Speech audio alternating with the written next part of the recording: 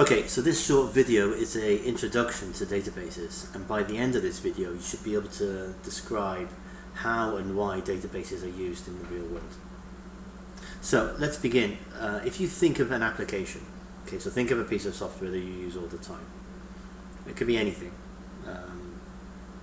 Any social media system, any productivity tool, any office environment, they fundamentally all work the same.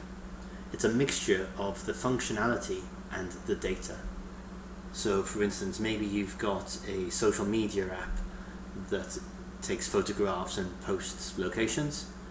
Well, then you've got some functionality around taking the photograph, adding filters, etc., but then that is still based around a core of data. And all applications will have this mix of functionality and data. Now, maybe that data is about users, so maybe the application is storing your email address, your first name, your family name, your preferences. Or maybe it's storing data on the product, description, price, image, cover, etc.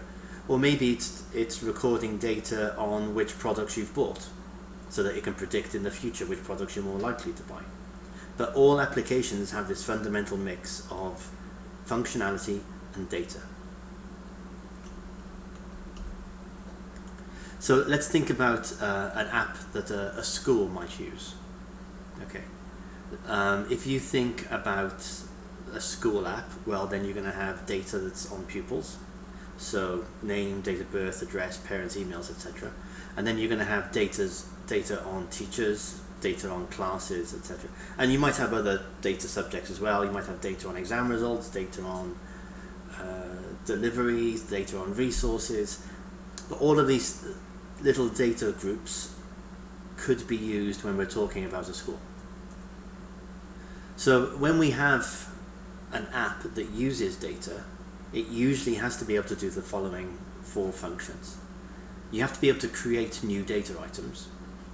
So in the case of a school, you have to be able to add new pupils, okay, or new teachers.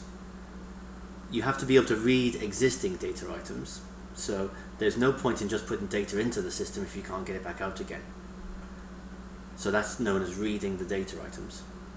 You need to be able to update existing data items. So we need to be able to change teacher names. So for instance, if a female teacher gets married and she changes her name, we need to be able to change the data inside our app. Or maybe a different teacher is teaching a class. And then finally, we need to be able to delete data items that are no longer relevant or correct. Now, this is known as CRUD functionality. So the create, read, update, and delete is known as CRUD. That's the acronym for it. And any app that needs to manage data needs to do at least these 4 things. Okay? So if most apps store data and have to support CRUD, then it makes sense to have a standard set of tools to do the job. Okay? And those standard tools are a database. So if I'm creating an app for a school, I'm not going to go off and use Python to code all of the different things I need to do to add a pupil, remove a pupil. I'm going to have a database that will do that for me. Okay, that's what databases are for. So you can think of it like this, where you've got app functionality at the bottom, talking to a database software at the back, and the app is passing data queries back and forth to the database. So here I've got 5 examples of databases that are currently used.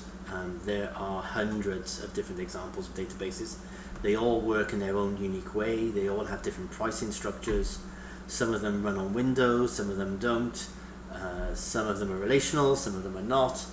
There are many different types of databases, and it's really just a case of finding the one that fits your needs the best.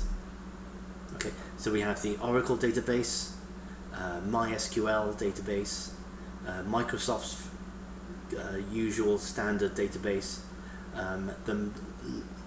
Microsoft also has a watered down database, or a small database targeted at small businesses called Microsoft Access. So the Microsoft Access database might be aimed at anything up to 25 to 30 users, and anything more than 30 users, so 30 up to 30 million users, is going to be your SQL Server. Okay, so that's a brief introduction to why we are using databases.